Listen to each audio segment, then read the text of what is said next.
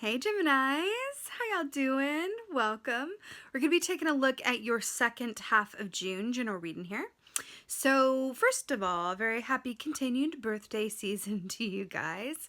In the meditation, it was really short but really sweet, truly.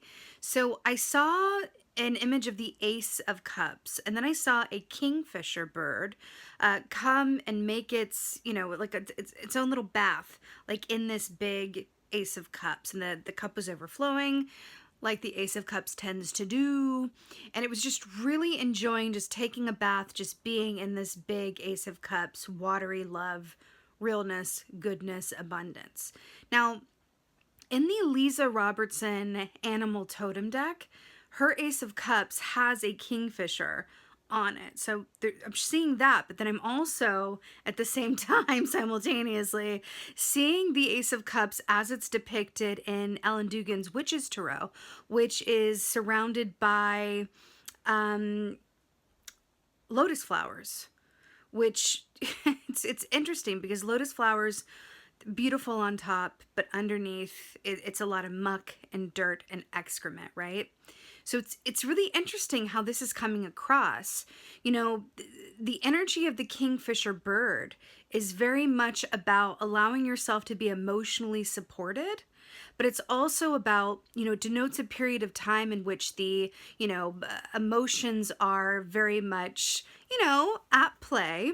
But it feels like in a time like this, with the energy as it's coming across, is we can either choose to really make it into a nice, bird bath situation, or we can look at it as, oh my God, I'm in the water, I can't fly, right? But it's a time of, really deep emotions, but there's also an aspect of this that says, with the Ace of Cups, that there's such a plethora of emotional support and heart-centered, the energy that is at your disposal during this time. And it feels incredibly positive. It also feels, I have to say, like it's going to be what you make of it, right? Because you can look at a bird in water and either think, oh my God, is it okay? It should be in the air. Or you can think, oh my God, it's having a bath. How brilliant. So I feel like perspective is going to play a role during this time for you.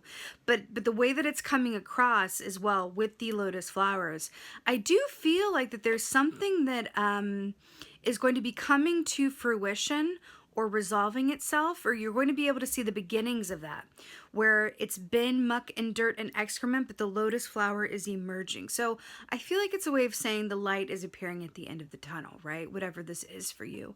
But it does feel like an emotionally abundant time. It does feel like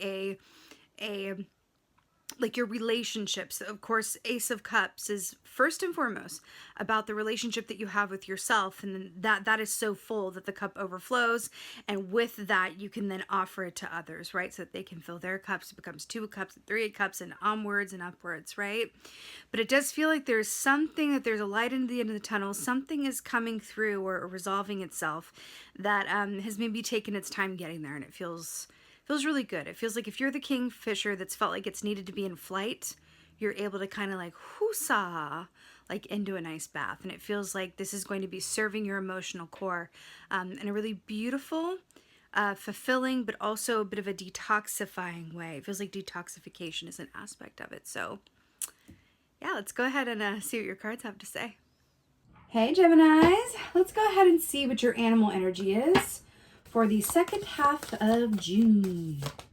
Oh, oh, really? It's the whale. Why, I'm not surprised at this at all.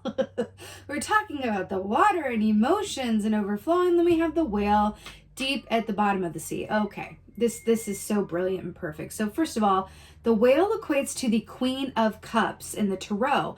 Good Lord, is the Queen of Cups a deep feeler, honey? She is emotion and intuition, and she's absolutely brilliant, but she's a bit like Cassandra with the Agamemnon Greek mythology story, in that she sees a lot, right? But it can overwhelm her, right? So she can sort of be a victim to her own deep feelings, which is not ideal, right? So with the Queen of Cups energy, it's really about taking all of those feelings and allowing them to exist in a way that is balanced.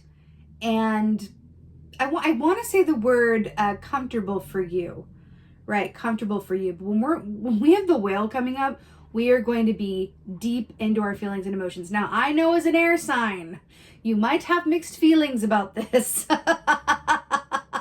But it's interesting that I saw bird, which is air energy, like sitting in the water, and then we had the whale here, which is going yes, and the deep watery depths. But this is really beautiful because this is, relates to the heart chakra. This speaks very much about a detoxification, like we were saying, and healing and cleansing. And it's a really, really beautiful aspect of, emotional healing, but also connecting to our core emotional self. In a way that feels devoid of expectation and just truly for the purpose of, connecting with your heart, because love fuels everything, right? It's putting a love, filter on everything and going, okay, whatever issue is going on in my life, whatever I'm worried about, whatever relationships are doing, whatever they're doing, whatever is going on, where's the love in it? That's what the whale asks. And it's interesting because this came up in the Aquarius reading as well. You might want to check that out. But where's the love in it? Where is the love in it? Right? And the whale comes up and says, hey, I got all the time and space in the world, right? And I'm going to feel the depths of my own emotional core and my intuition, because I know that doing so is not only my right and my privilege to do so, but that everything else is going to be affected by me doing so, right? If your emotions, if your emotional core, if you haven't really taken time to really sit with those feelings and feel them fully, if you're rushing about or wanting to, not really look at certain aspects, well, they will deal with you eventually. So this is an invitation to really feel the depths of whatever's coming up for you during this time through a lens of love. But I'm also really hearing to allow yourself to be supported, because that's what I'm feeling in such a big way, allowing yourself to be supported. Whales are also associated with music. So whenever this comes up, I always say a beautiful way to do something like clicking in with your emotions and allowing yourself to really exist within them comfortably can be music. Music is a great transporter. You can listen to music and really allow yourself that portal. Now, this is fascinating. So it came up in the reverse, but I'm going to hold it in the upright for the sake of the visual, and then I'm going to turn it back. You'll see why. So we have the High Priestess here. Brilliant. Interesting. So there are two, keys in the tarot where it's like highly intuitive women. You have the Queen of Cups, and the other one is the High Priestess, which is really interesting, which is about, taking the time to really access the, parts of you that lie in your subconscious that are hidden, and really sitting with those and getting that information and being able to see things that are, not necessarily seeable or discernible in the bright light of day or while you're going about living your life. This is about assuming that High Priestess position and seeking that hidden knowledge.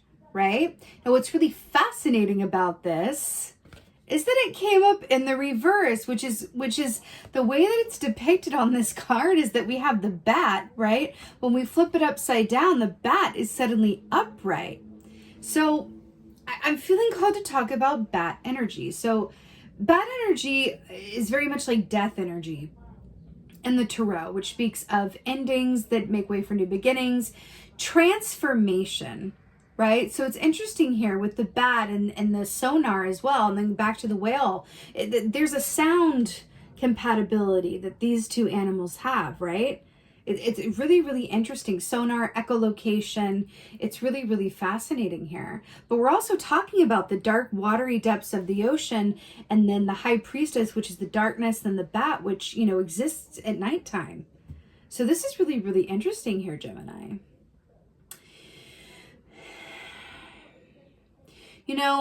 I'm really getting here with this that there are aspects of your experience that I feel like you may be, and this may surprise you as this comes up for you. There may be aspects of your experience that you're either reluctant to let go of or unsure how to release. You might have anxiety or certain stories that you tell yourself, or certain habitual patterns that have served you previously that are not necessarily going to serve you in the same way moving forward. And I feel like there's a certain level of exhaustion. I feel it, like I feel a certain level of exhaustion that goes, sometimes we need to be truly tired and sick to death of something, right?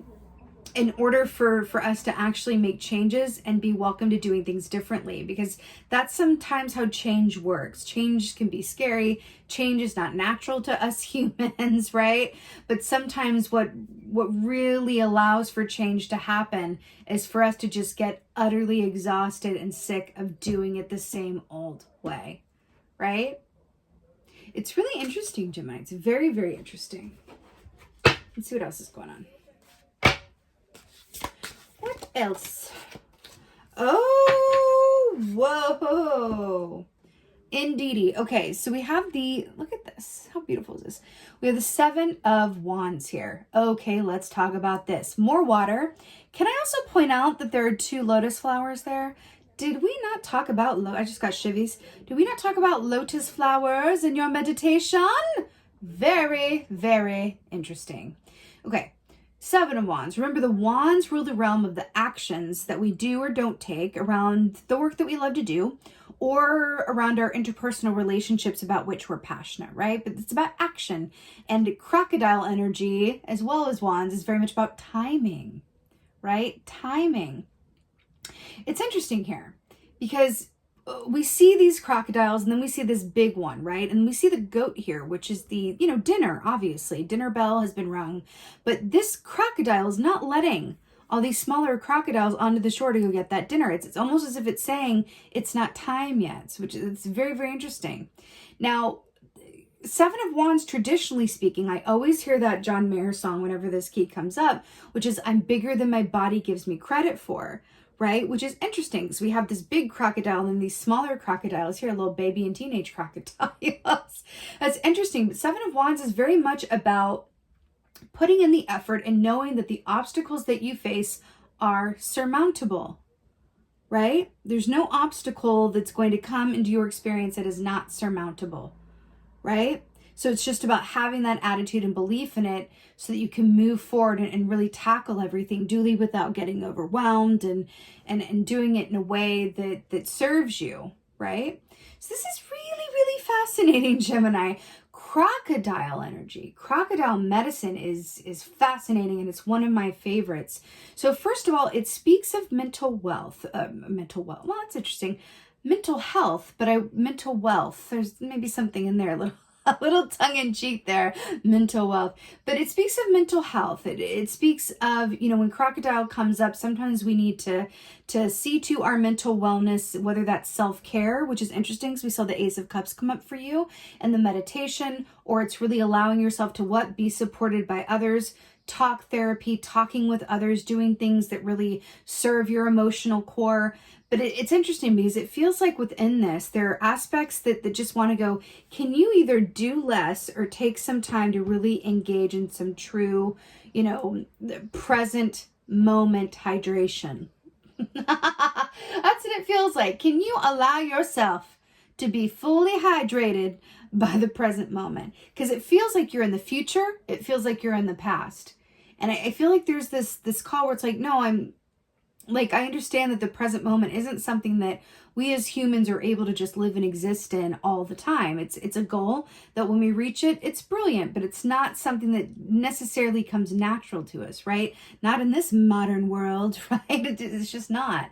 So within this, I feel like there's a call. I feel like that's why the crocodile is blocking these other ones off from this. It's going like, can you trust in the natural timing of things and know that there's a difference between, facing whatever challenges may come your way and worrying about them before they even actually happen, right? There's something about that. Timing and checking yourself. But I got to tell you, because I'm feeling it so strongly with these lotus flowers, there's really something about the light is at the end of the tunnel. There's something coming out on top that you're going to be able to see it. And I feel like you can allow that to sort of take stock of like how far you've come and what is going well. But there's something about it's been difficult, or it's been a bit tough going in some way, shape, or form, but it's not anymore. Like, it's not going to be that way moving forward in the same way. So it's also just about going, well, how you approached your situation or your work or your relationships or your mental health or whatever this is before isn't necessarily going to work in this new atmosphere that I'm picking up for you. So it's just about sort of recognizing that and going, oh, okay, maybe I can do things differently now, because what I did before was for what was before, and I'm being called to something different now. You don't necessarily have to know what that is. It's just about taking stock and go, okay, this habit that I do, I know it's not necessarily working for me, and it's not necessarily promoting me in terms of where I want to go or am going. So let me sit with that in a whale position. Let me put on a playlist and just listen to music and really allow that question to really ruminate within my mind. Let me feel my way around it, right? The head is not your friend, is what I'm getting with this. It's you do a lot of thinking naturally. You're an air sign, but you're being asked to really feel your way around these things. That's what it really, really feels like. Feel your way around them, because here's what I'm getting. With what's coming up for you, this light at the end of the tunnel here that's coming through for you, if you move into this light, right, when it's time, and these things start coming to fruition for you and your circumstances start to change for the better, but you have a attitude, a mentality, a set of habitual patterns that are from the before time when it was more mud than lotus, that could cause some friction and disassociation of the experience that's coming to you. I'm hearing a song, it's interesting how this is coming through. Like, I'm hearing a song called, I can't remember, is it like Closed Hands Full of Friends? It's by Foy Vance. It's one of my favorites, but I'm hearing that song, and I'm hearing the words, everything's changing and it warms my soul. Those lyrics, if you want to look up those lyrics, I feel like I won't sit here and like go through the whole song. I'll spare you that experience. But those lyrics are coming through for this second half of June into July for you. And that song is very much about, Seven of Wands, and it coming from a place of, hardship and things suddenly lightening up. And it's about releasing how you did things and how things were. Just because your circumstances change doesn't mean that your mind and your heart change with them. And you're being called to really look at that. Really look at that. Right. Come here. So this is really fascinating. So we have the devil here, which is very interesting, because the devil, first of all, is Capricorn energy. So this speaks of the material realm, things that we can see, touch, feel, the physical and material matters of our experience, right? But the devil also speaks of fear, which is really interesting that it's shown as like a rabbit, or is that a hare technically, with a death mask on, because we were talking about the energy of death with the bat, right? Something ending so that something new can begin, transformation, releasing either a mindset or patterns or whatever that existed in the time before, so that you can make way for this light time coming to you, and things are going to become more fluid, they're going to free up, and they're going to shift. Can you bring the rest of you along with that experience? And the whale is going, can we detox from what has been so that you can have an open hand for what's coming? Because it feels like your hands are full.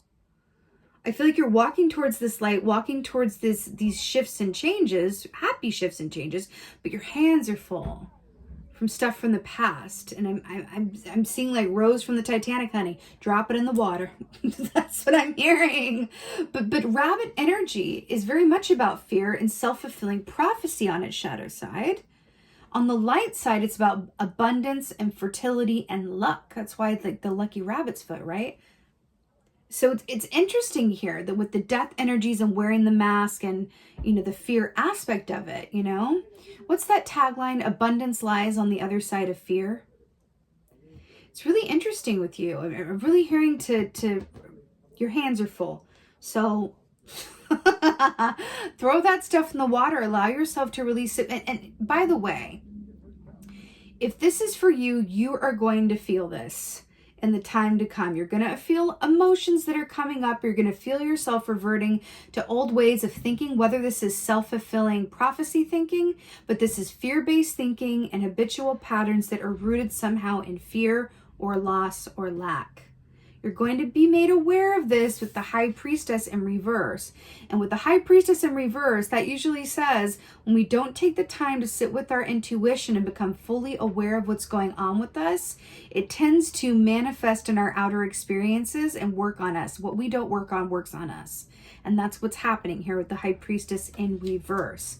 There's an opportunity here for transformation. And what do we say? Heart healing. And look at that heart there, right? You're being asked to transform, and your fear has a lot to do with it, with the rabbit here wearing the death mask. Let's go ahead and get an oracle. Let's go ahead and get an oracle. But there is an opportunity here, Gemini, and I feel like it's really yours to kind of engage with. And look at that water there. Actually, look at the water here and in the whale as well. The water can be so, and especially with that kingfisher and the Ace of Cups, also a sign of intuition, right? You're being asked to really connect with those aspects of yourself more mindfully, consciously, and from a place of, commitment, because it's important, right? Again, what you don't work on works on you. Let's get one of these, film one of these. Let's get to this. Oracle. Oh, that's really weird. I put these cards back from the wrong stack. Let's go back. Okay. A couple of rogue cards wanting to come out there. These are from the Aquarius reading, I think. Oracle for Gemini. Oh my lord. How amazing is this? We got one on the bottom here. I feel like it's ours as well. So, Dreamtime Creation. Now, this is really, really fascinating here because Dreamtime Creation, we're very much talking about the subconscious or the darker aspects of self or the aspects of you that they really want to be mined. And then we have Dreamtime Creation. So this is very much about, you are the source for everything that comes to you, right? Your internal state is a direct, or let me say, your external given circumstances are a direct reflection of your internal state. So if things within you are awry, your given circumstances outwardly are going to be awry and a reflection of that. So how you go about really changing your given circumstances is to do the internal shift. That's just what it is. Like that is just the tea of it. So the Dreamtime Creation here as well. This speaks of a plethora. Look at all these sea creatures. We got turtles, we got snakes, looks like a aardvark, fish, all of these opportunities under the sun, through this creative vision and realm that says that you have the potential to really go and live the life that you want to. You have the ability to co-create, right, with the universe, with the divine, so much of your experience. And I'm hearing that tagline again of abundance lies on the other side of fear. You're being asked to shift some things that have no place with what's coming, that you deserve and have manifested, right? But just like this crocodile here, there's drawing a line in the sand that says there's some things you need to tend to for your emotional core and your mental wellness before you can cross over into that light. And that gets a bit dark, though they're going to eat that goat, but you know what I mean. There's also an aspect to this as well that says, you can also get clear, because I feel like that could be part of the issue, getting clear on what it is you want your life to look like and dreaming that, quite literally dreaming that into creation. What do you want it to look like from a feeling place? And that feels like a really important distinction.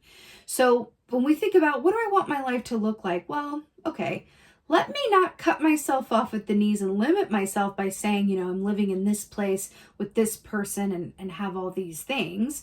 What if I go, I want my life to be full of love and material comfort and joy and fulfillment.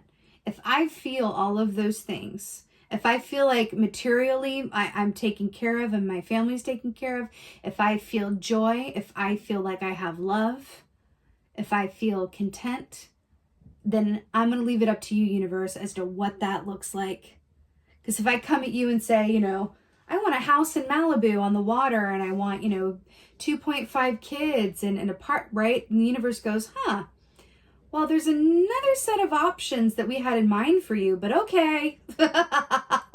Because it's really about, you know, thinking about how you want your life to feel a little bit more than it is about what it looks like. I just say look like for the purpose of like the greater aspect of like, you know, when you envision your reality, what comes to mind. But I should really say, when you envision your reality, what comes to heart?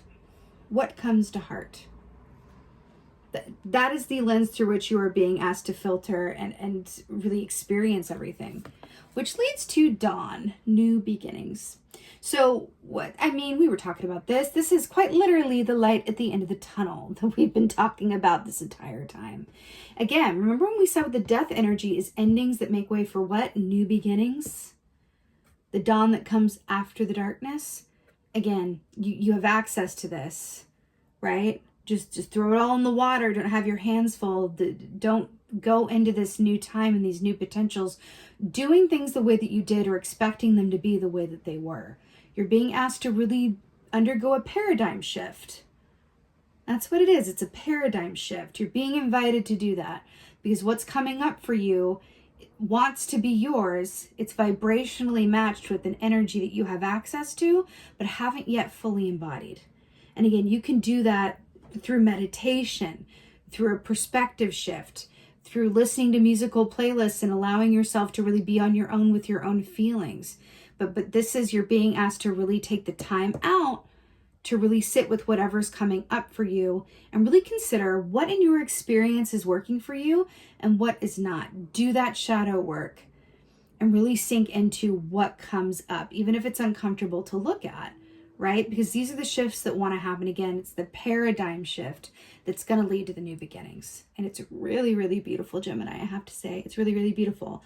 I also feel like with that Ace of Cups and the Kingfisher, you know, part of what Spirit is saying is you're going to have all the support in the world as you do this, and that it's not nearly as overwhelming as it might feel with the task of like really sitting into your emotions and feeling them fully. Let yourself be hydrated. All right, Gemini, I'm sending you so much love and many blessings for the second half of June.